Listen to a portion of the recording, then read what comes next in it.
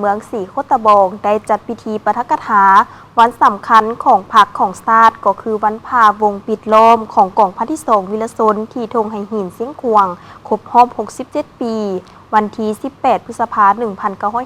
1959 58 พฤษภาคม 2006และวิรกรรมตุนคุกอย่างมหัศจรรย์ของบรรดาผู้นำของพรรคและในเล้าสังชาติครบรอบ66 ปีวันที่24 พฤษภาคม 1960 24 พฤษภาคม 2006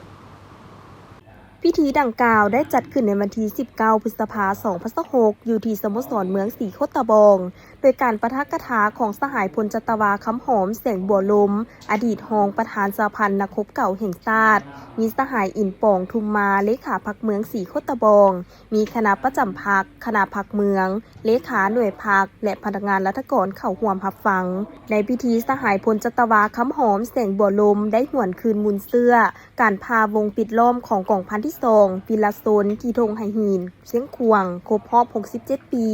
ภายหลังสั่งตั้งรัฐบาลผสมและฝ่ายแนวเล้าสั่งชาติชนะในการเลือกตั้งเพิ่มเติมได้เฮ็ดให้จักรพรรดิอเมริกาและพวกลูกแรงตีนมือย่านกัวต่อท่าเอียงขยายตัวของการปฏิวัติพวกเขาได้เพิ่มทวีกวดกาบรรดาบุคคลที่ขึ้นกับแนวเล้าสั่งชาติปิดล้อมศูนย์กลางแนวเล้าหักชาติจับกลุ่มคุ้มขังและฆาตกรรมพนักงานนักรบฝ่ายประเทศลาวต้นเดือนพฤษภาคม 1959 รัฐบาลผู้อิสรานิกรได้ตกลงปฏิบัติคำขาดเถื่อนสุดท้ายคือปลดอาวุธกองพันที่1และที่2ลืบล้างกำลังประกอบอาวุธของฝ่ายประเทศลาวทั้งหมดวันที่ 9 พฤษภาคม 1959 พันเอกอ้วนลาธิกุลหัวหน้าเสนาธิการกองทัพแห่งชาติได้ออกคำสั่งให้กองพันที่1และกองพันที่2ฝ่ายประเทศลาวเต้าโฮมบรรดานายทหารก้าเกี่ยมไปจีไนโมหรือเวียงจันทน์เพื่อรับเอาสั้นตำแหน่งและเข้าเป็นกองทัพรัฐอาณาจักรลาวในวันที่ 15 พฤษภาคม 1959 โดยบ่ให้ถืออาวุธในวันที่ 15-17 พฤษภาคม 1959 พวกเขาได้สั่งเอากำลังหลวง 4 กองพันเข้ามาประสิทธิ์เพื่อปิดล้อมค่ายกองพันที่2ยึดเอาบริเวณจุดสูงและครอบงำบรรดาสายทางถอนทัพของกองพันที่2สั่งให้ทหารวางเปล่าสกัดลัดทางอ้อมข้างธงไหหินเพื่อบ่ให้กองพันที่2เล็ดลอดออกไปได้วันที่27 พฤษภาคม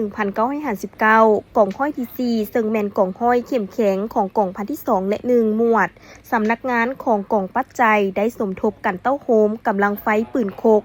81 มิลลิเมตรเดกา 57 มิลลิเมตรเด็ดเดียวสกัดตีศัตรู2กองห้อยที่ขึ้นกับกองพันโดดจองของศัตรูที่ดื้อด้านไล่ตามดับศูนย์กำลังศัตรูอย่างอาจหาญพวกเขาสามารถเป็นเจ้าการเฮ็ดให้ทหารศัตรูแตกทลายและถอยไปสั่งรวมแล้วในระยะการเคลื่อนทัพ10 กว่าวันกองพันที่2ได้สู่รบกับศัตรูทั้งน้อยและใหญ่10 ครั้งสุดท้ายกองพันที่2พร้อมกับ91ครอบครัวได้พาวงปิดล้อมที่หนาแน่นของศัตรูไปสู่เขตที่มั่นด้วยความปลอดภัยจากนั้นยังได้ยกให้เห็นวิรกรรมตุนคุกอย่างมหัศจรรย์ของบรรดาผู้นำของพรรคและแนวเล้าสั่งชาติครบรอบ66 ปีตื่มอีก